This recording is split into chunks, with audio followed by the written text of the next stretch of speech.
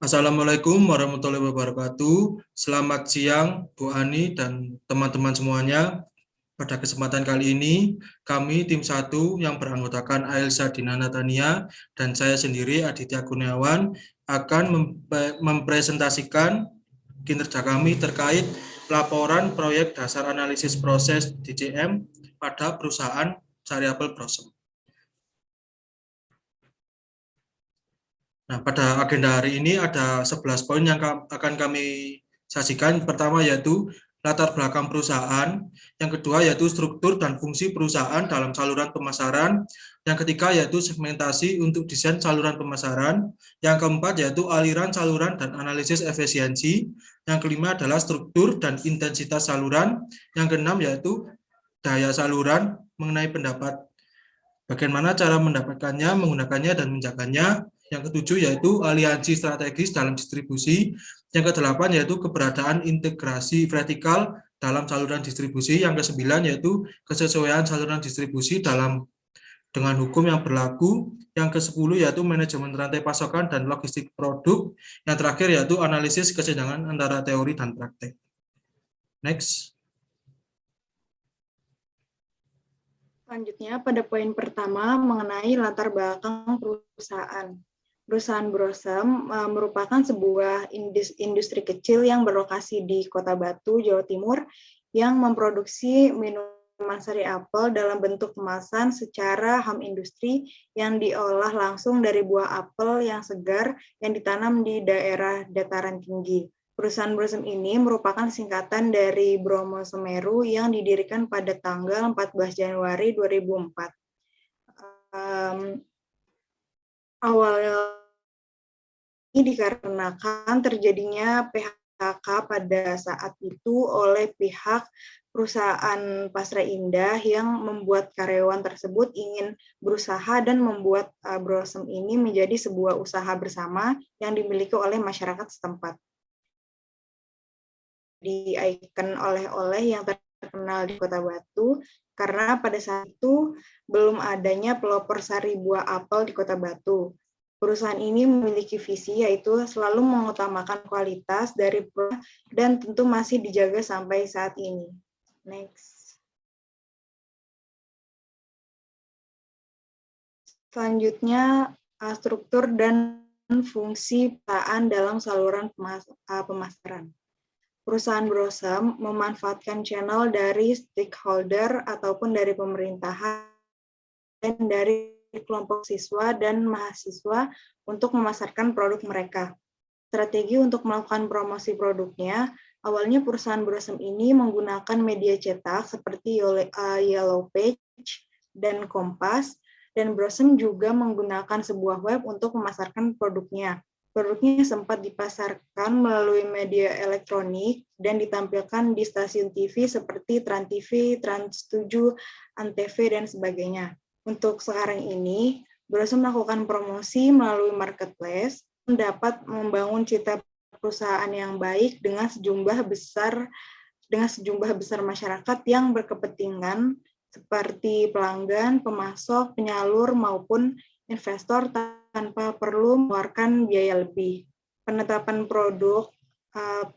strategi produk sebagai prioritas utama dengan selalu melakukan pengawasan dan perbaikan kualitas setiap kali kegiatan produksi dilakukan merupakan kunci utama perusahaan Blossom untuk menarik dan mempertahankan pelanggan. Strategi penentu distribusi yang baik merupakan faktor penting dalam menjamin kemudahan konsumen untuk mendapatkan produk sari apel Blossom. Konsumen membutuhkan informasi tentang produk yang akan dibelinya. Untuk menginformasikan produk yang telah dihasilkan tersebut, maka harus dilakukan kegiatan promosi. Bauran harga dapat dijadikan prioritas terakhir dalam strategi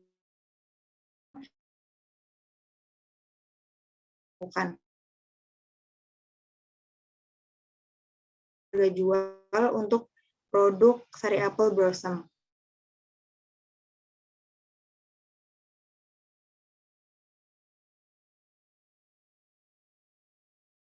Selanjutnya pada poin ketiga yaitu segmentasi untuk desain saluran pemasaran. Strategi yang dilakukan oleh Brosem yaitu dengan pengolahan data, sehingga dari tahun ke tahun dapat mengetahui strategi pemasaran dan strategi produksi untuk memenuhi kebutuhan pasarnya. Tahun bisa mengetahui perubahan pasar di tiap bulannya, seperti pada bulan Januari sampai Maret terjadi kelandaian pada pemasukan. Akan mengalami peningkatan lagi dari bulan April sampai bulan Juli, dan pada bulan Agustus hingga September mulai turun, dan pada bulan November sampai Desember mulai mengalami kenaikan lagi, dan selalu sama di setiap tahunnya. Berdasarkan data tiap tahun, kenaikan pasar akan dapat diketahui jika kenaikan pasar melebihi 30% target dari produknya. Jika di dalam data tersebut tidak ada kenaikan dan produktivitas tidak dapat mencukupi, maka perusahaan akan menambah investasi seperti menambahkan mesin, menambahkan kapasitas dengan menggunakan mesin yang modern. Perusahaan Brosem juga memiliki target untuk 1-5 yang akan datang untuk kegiatan penjualan pribadi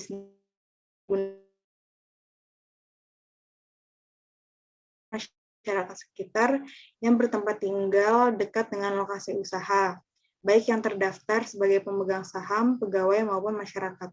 Next.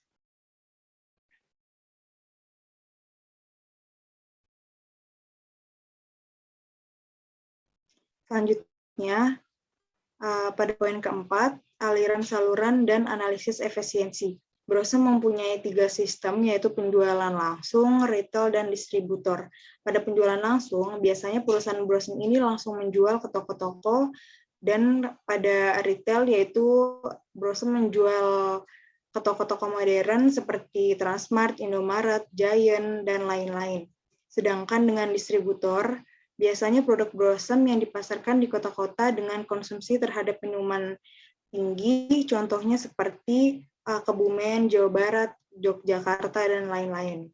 Perusahaan Brosem menggunakan marketplace untuk mempromosikan produk-produknya sehingga banyak customers yang ingin membeli produknya langsung, bahkan ingin membuka toko untuk menjual produk Brosem. Jadi banyak distributor yang menjual produk Brosem di marketplace seperti Tokopedia dan Lazada. Next.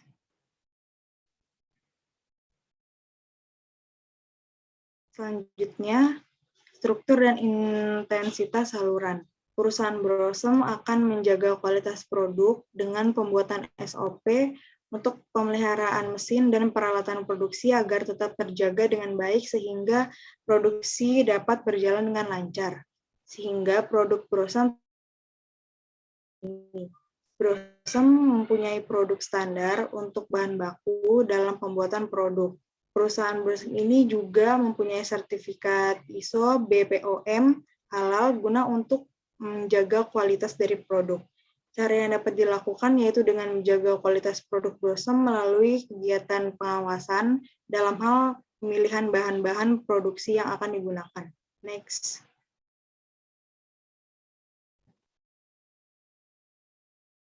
Kemudian terdapat pada poin yang ke-6 terdapat daya saluran, bagaimana mendapatkannya, menggunakannya, dan menjaganya. Untuk customer certification dan customer first yang selalu diutamakan oleh perusahaan Brosem, jadi jika terdapat pelanggan yang ingin produk mereka, maka perusahaan Brosem langsung menjawab klaim dari pelanggan berdasarkan data yang sudah tersedia. Selalu memperbaiki kualitas produk dan melakukan pengawasan dalam kegiatan produksi untuk mempertahankan loyalitas layanan.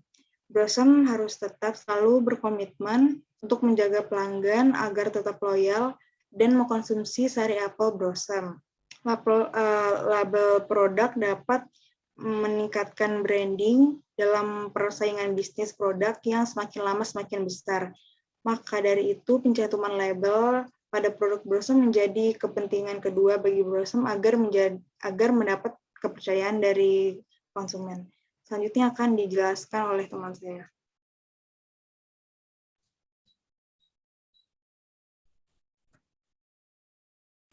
Selanjutnya yaitu aliansi strategis dalam distribusi. Untuk aliansi atau kerjasama perusahaan Brosem tidak melakukan kerjasama terkait produk atau merek.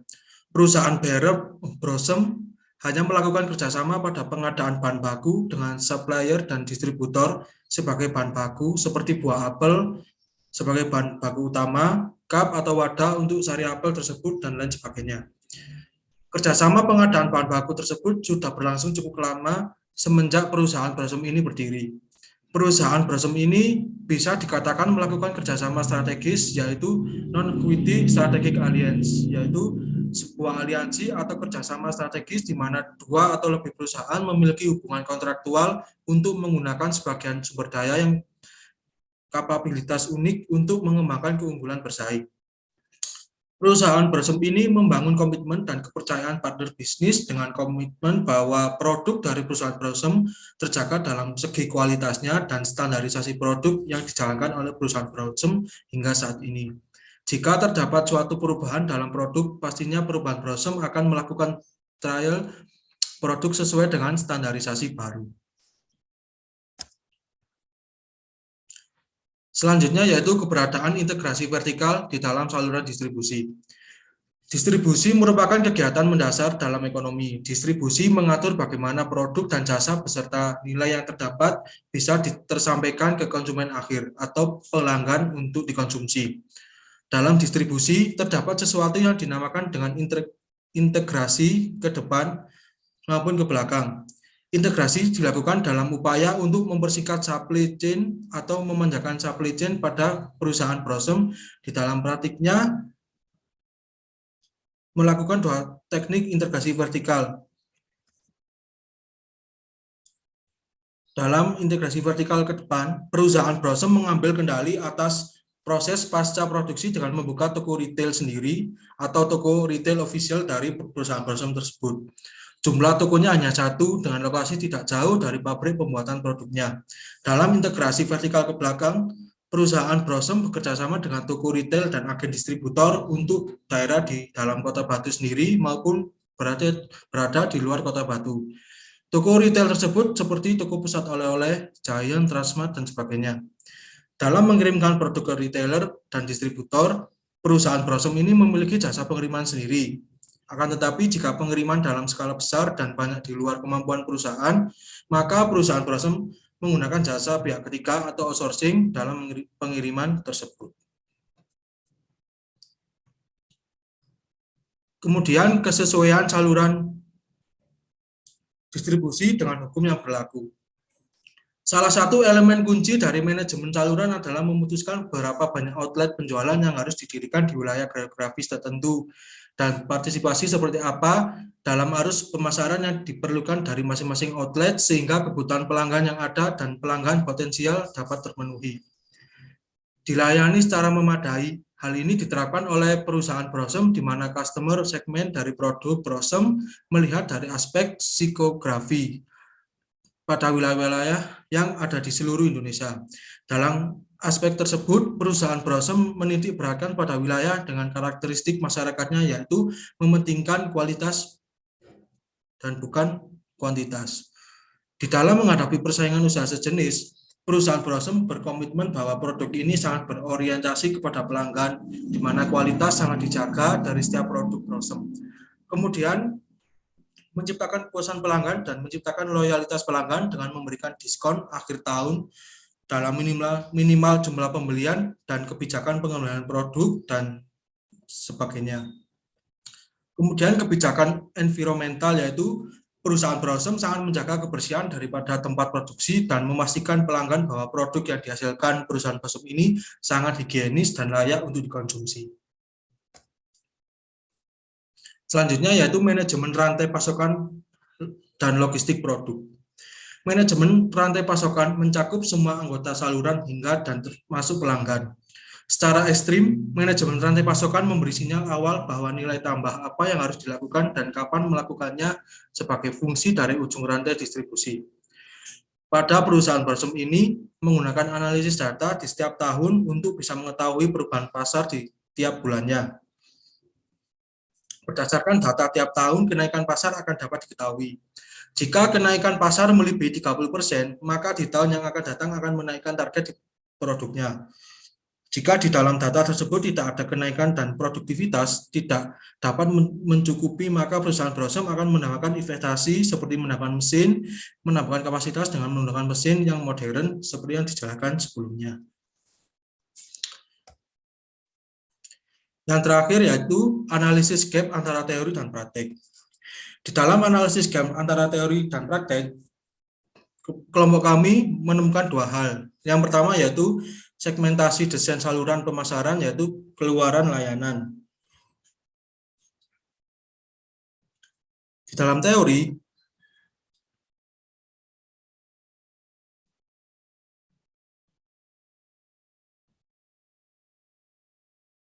sudah Kak? Habis ya waktunya? Belum. Oke. Di dalam teori, segmentasi untuk desain saluran pemasaran keluaran layanan itu mengacu pada semua aspek kemudahan proses belanja dan pembelian bagi pengguna akhir saat berinteraksi. Tapi dalam praktek perusahaan Brosem, strategi yang dilakukan oleh Brosem yaitu pengolahan data, sehingga dari data tahun ke tahun dapat mengetahui strategi pemasaran dan strategi produksi untuk memenuhi kebutuhan pasarnya. Segmen dari produk Brosem melihat dari aspek psikografi pada wilayah-wilayah yang ada di seluruh Indonesia. Dalam aspek tersebut, perusahaan Brosem menitik beratkan pada wilayah dengan karakteristik masyarakat, yaitu mementingkan kualitas, tapi bukan kuantitas. Nah, menurut pendapat kelompok kami, sebagai segmentasi utama, sudah sesuai dan tepat sasaran, namun masih perlu dikembangkan lagi ke masyarakat yang lebih luas, dengan cara seminar atau melakukan pengiklanan ke wilayah yang kurang aware terhadap produk atau bukan cakupan dari perusahaan Brosem itu, agar masyarakat di sana bisa lebih aware dan mengetahui informasi produk dari Brosem. Yang kedua yaitu sisi lain mengukur komitmen distributor. Dalam teori, semakin besar tingkat selektivitas yang dilihat pemasok melaksanakan dalam cakupan pasar distributor, semakin yakin pemasok benar-benar berkomitmen untuk kemitraan bisnis. Semakin melihat pesaing menjual merek yang sama, semakin sedikit komitmen yang diyakini dari pemasok terhadap distributor. Di dalam prakteknya, perusahaan Brosem tidak terlalu ketat dalam menyeleksi calon distributor. Perusahaan Brosem selalu percaya kepada setiap distributor kalau mereka bisa menjual produk Brosem dengan baik. Dalam persaingan usaha sejenis, perusahaan Brosem tidak pesimis akan hal itu, karena perusahaan Brosem percaya bahwa kualitas dan kebersihan yang disuguhkan adalah daya tarik konsumen yang berbeda dari yang lain. Dan menurut pandangan kelompok kami, apa yang telah dilakukan oleh perusahaan Brosem itu sudah sangat tepat dan terbukti hal tersebut sangat efektif dan tidak menggoyahkan kemampuan distributor untuk memesan produk dari Brosem. Oke, sekian dari presentasi kami. Apabila ada kesalahan kata, mohon dimaafkan dan mohon kritik dan saran. Terima kasih atas kesempatannya. Wassalamualaikum warahmatullahi wabarakatuh.